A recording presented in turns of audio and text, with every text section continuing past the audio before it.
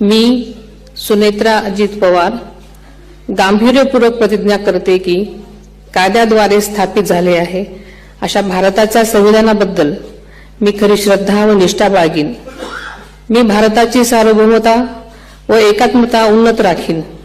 मी महाराष्ट्र राज्याची उपमुख्यमंत्री म्हणून माझी कामे निष्ठापूर्वक व ससद्विवेक बुद्धीने पार पाडेन आणि संविधान व कायदा यानुसार सर्व तऱ्हेच्या लोकांना मी गांभीर्यपणे व निपक्षपातीपणे तसेच कोणाच्याही विषयी ममत्वभाव किंवा आकस न बाळगता न्याय वागणूक देईन।